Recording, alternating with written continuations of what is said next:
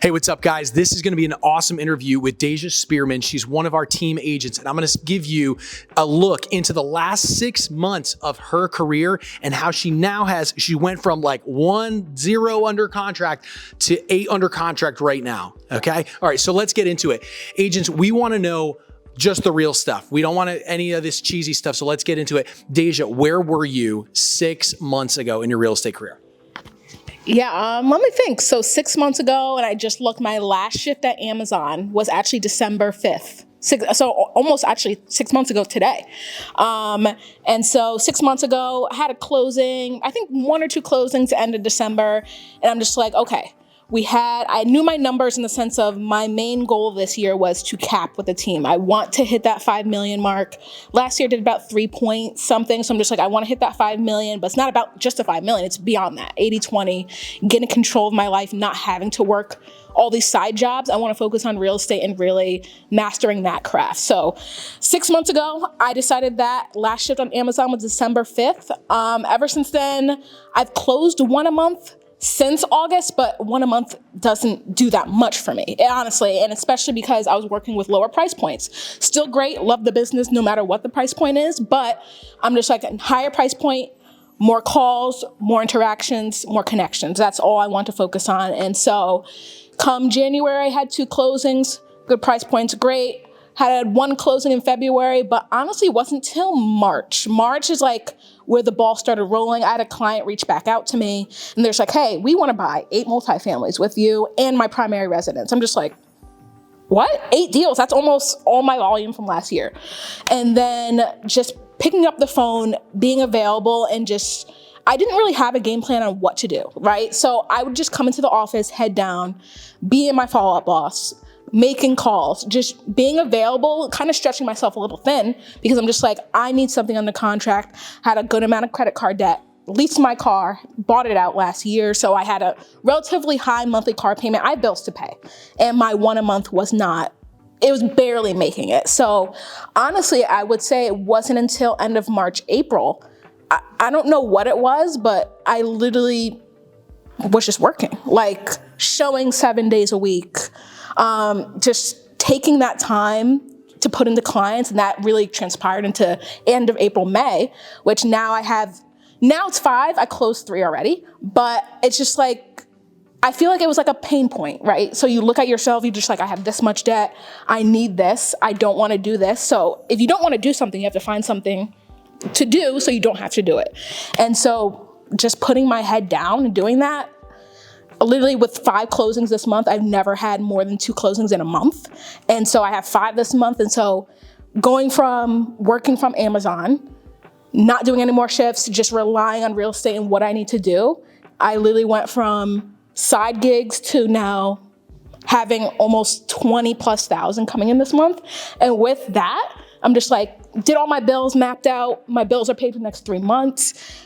All my credit card debt will be eliminated come middle of June. I'm just like, I mean, I don't know how to explain in the sense of, hey, like, I worked, I did what I needed to do, but that's really what I did. I just put my head down, worked, picked up the phone, took every opportunity that came to me, and look where we are this month. Yeah. That's awesome. Yeah. So we know that hard work works, but let's go back a little bit further to where you were 6 months ago in your mindset, because like, I want you to tell everyone what you were thinking in your mind. I'm at Amazon, I'm doing real estate here, but I also have a foot on a little bit of a safety place.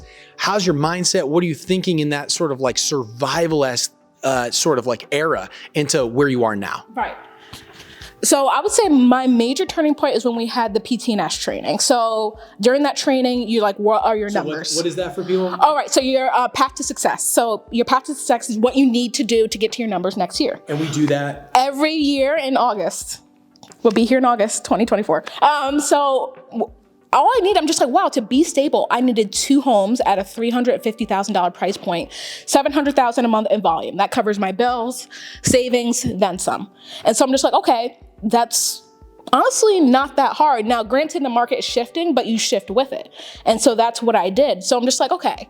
So my reset with the team was December 12th. I'm just like, okay, December 12th, 6 months from now, I'm going to cap. I don't know how. I'm going to cap.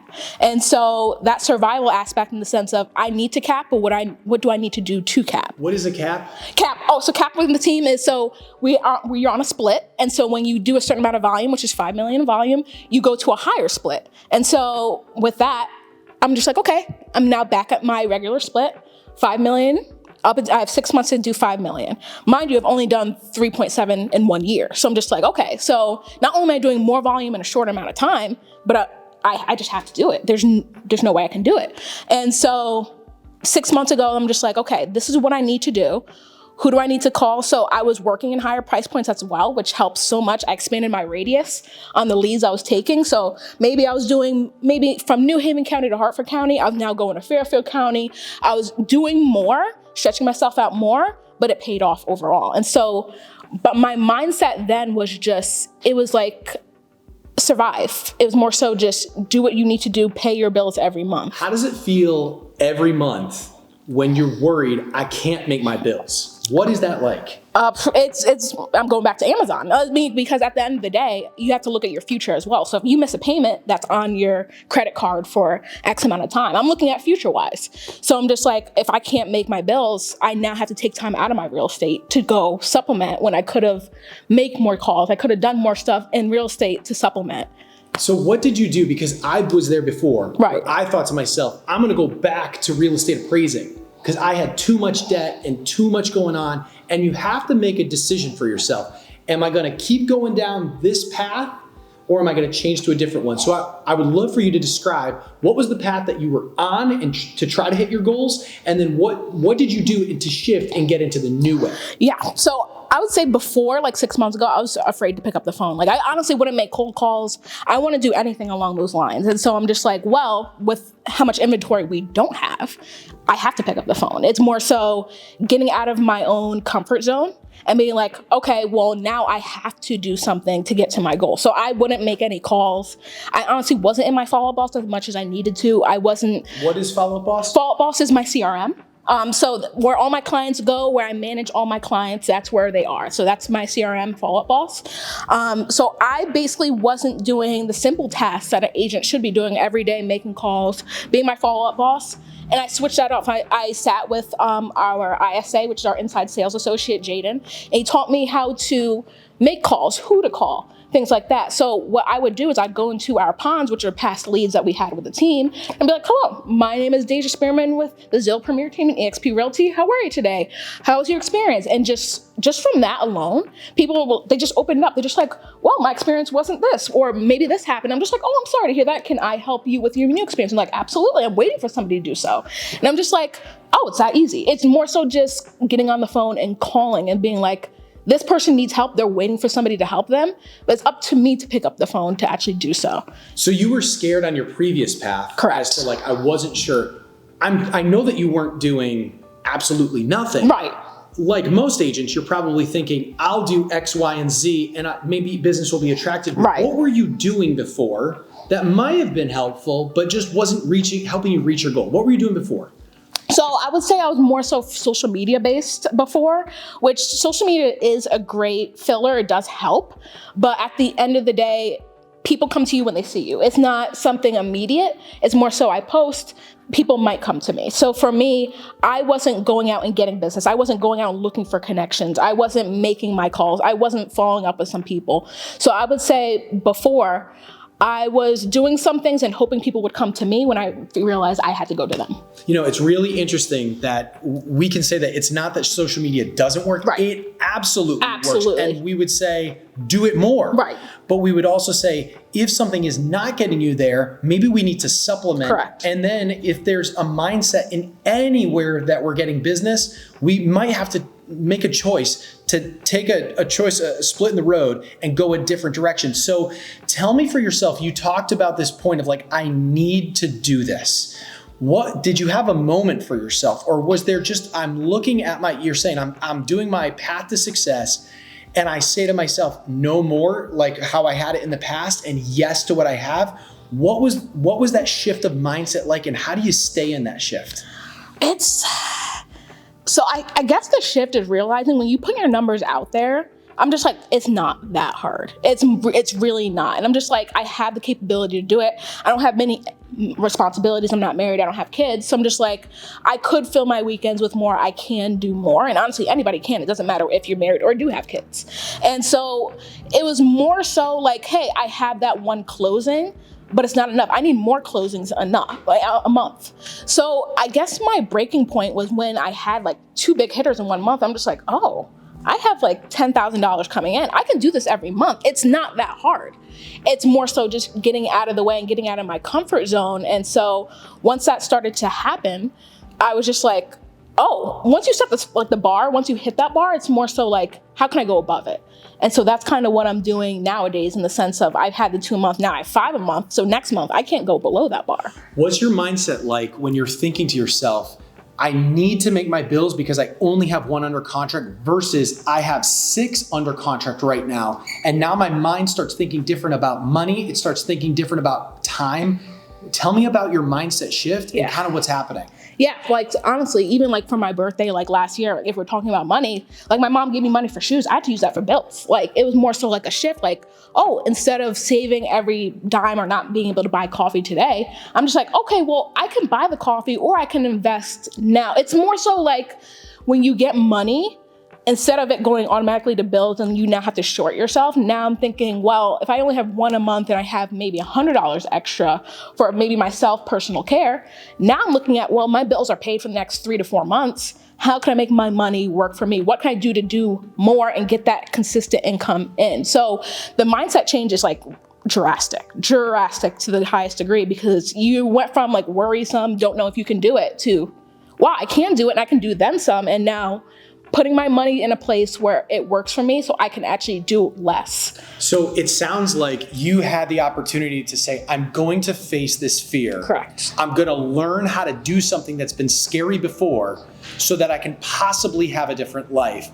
Tell me how that's affected you in your personal life, because now all of a sudden you've got income coming in and there's more stability. There's even momentum happening.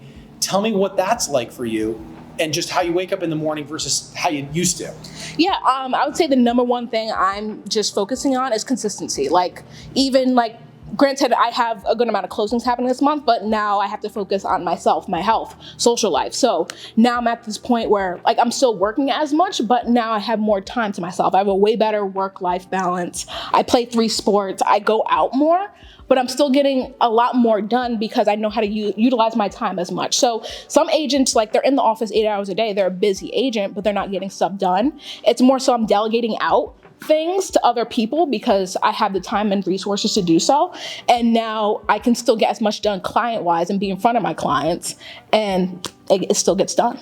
There's a huge misunderstanding about lead generation in the business. We use that word, that phrase so often, and it's often recommended, I need to be lead generating a certain amount of hours a day. To have 8 under contract right now, how many hours a day do you spend lead generating? And I don't know what it is. It might be a low number, a large number. Out of curiosity, how long do you spend and what do you do?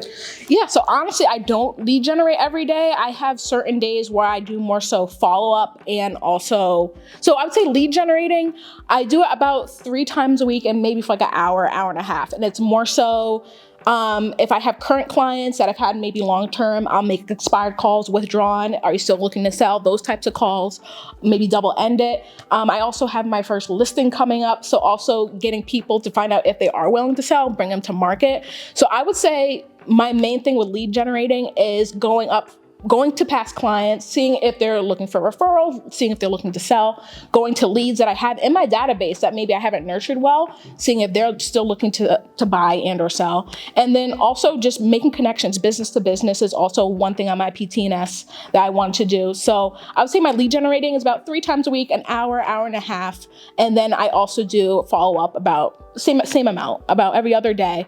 Mondays, I'm now at a point where it's kind of like my half day. So I focus more so on follow up, making sure everything that I did this weekend is good. And then come Tuesday, Wednesday, Thursday, lead generating, and then that process. Tell me a little bit more about that fear that you had to get on the phone, because whether or not you're working YouTube leads and you're just following up with someone who says, great, I'd love to learn more about living in Connecticut, or someone is following up from a Zillow lead or anywhere else, how did you get past that? Did you go and learn some scripts? Did you meet with mentors? You talked about meeting with an ISA. What did you end up having to do for yourself in order to push past that fear? Yeah, so I would say at the end of December, I got a new mentor, and so I sat with her, and she's like, "This is how you will make calls." So tell people that you're from, the Zillow Premier Team, EXP Realty, and just ask about their experience. I think we overthink it and what to say and what to do, when really it's so simple. I would literally just be like, "How was your experience?" And they just blabber out. They're looking for somebody to talk to. So it's little things about, instead of being like, "Hey, do you want to buy or sell?" feeling the pain point for the client, and then trying to find that solution for them. So that's one thing I did. And then one of the major things that truly helped with my business is sitting down with Jaden, the inside sales associate. And so we went through my entire follow-up process. And so we were calling leads together. And even him, he found like 5-6 leads in my database who are just like, "Yeah, I'm still looking." And then something I didn't even know or see. He helped me get back on track and schedule my schedule to be like, "You need to do this every day, call your nurturers every day, how to put them on the right tag," things like that. And then I also sat in with some of the leadership. So Nick DeLuca, he's really big on call. Sean Richard, he calls expired. So I'm like, "Sean, what do you say? What do you do?" And I sat in with him, and I'm just like, it's such like a mind game you play with yourself. I got in my own way, and I'm just like, I just don't know how to talk to these people. And now having like 2 listings, I had 2 listings appointment in April, got them both, and now they're coming on May and June. I'm just like, well, the seller side, I was scary because I'm scared of stuff that I haven't experienced. That's something in real estate that is very big. But I'm just like, once you do, I'm just like, it's really not that hard. It's more so sitting down, watching and shadowing the people that are good at it and doing it yourself, even having them sit on the phone calls with you. It's a game changer. I believe that mentorship is the actual key to this game. It's the way that we've formed our entire company here at Brooke Team. It's the way that EXP works with having their communities with inside the company. So I understand why you've received so much success in that shift. Let me ask you, because this is a mind game business. It is all mental. There is nothing different between the person who's doing 1 deal or struggling to get their first deal under contract to the person who's doing 40 deals a year, in terms of, you can be tall, you can be short, you can have a big personality, you can have a small person. It doesn't matter. It's a mental game. I don't want to look like I don't know what to do. How did you overcome that gap in order to get there and just ask for help? I think it's like something within yourself, right? So I feel like you have to have more confidence within yourself and be like, you know what? Look in the mirror being like, I need it. So I think some people have like an ego or being like, I don't want to look this way to certain people, but at the end of the day, you're not paying my bills. No one else is paying my bills besides me. So it's more so, do I want to look funny and be like, I need help? Or do I want to pay my bills? And it's always going to be the latter, because no one else are going to pay it besides me. So I feel like with that scenario, it was more so like, I've always, ever since I started in real estate, I've always wanted to ask questions, but having the environment around me, like, I have a mentor, yes, but I know I can go to anybody else in my office and be like, hey, can you help me with this? Can you do this? And I think it's environment that can help, but also a self-realization in the sense of, you don't know everything. When you're in real estate, you are a baby. You go to real estate school, but until you actually learn the actual things that you need to actually be successful, you have to have that baby mindset, be teachable. And so that's something that I've honestly always had, but you have to be humble enough to be like, hey, I don't know this. Can you help show me? And that's what I did. It's just a self-realization that I had. Let me ask you just a few more questions and I'll wrap up and get back to lead generating. Of course, and putting more under contract. Many agents fear the use of technology in their business. They look at something like a CRM. Ours in particular is Follow Up Boss. And you mentioned before how you had maybe 1 under contract or maybe had 2 here and there, but you weren't utilizing the resources and the technology in order to help you in your business. Something shifted there and you decided to break through. Right. I hear agents say, well, I'm not really a technology person, or I really don't want to have to use something like that. Can you just tell me your experience as to what made you shift from not using some technology to using some technology and tell me the good, the bad, and the ugly. Yeah, absolutely. I would say we have VAs. And so one major thing that I got off my plate is Virtual assistants? Virtual assistant, yep. So we have a virtual assistant. We have a couple of them. And one major thing that was taken off my plate is editing my own YouTube videos. So I took 4 hours of my time every Sunday to edit it. That's 4 hours back. That's something I can do open house wise. I can be out on showings.